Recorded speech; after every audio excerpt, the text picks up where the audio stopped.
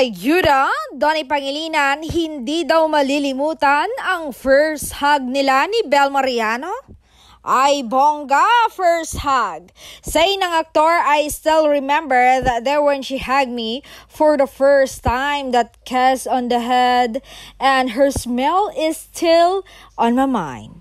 Hindi ko yan makakalimutan. Nahanap ko na kasi yung taong babaeng nandyan para sa akin, ups and down. Dagdag pa ng aktor, I'm a strong person but once in a while I needed someone to hug me and tell me everything's going to be alright.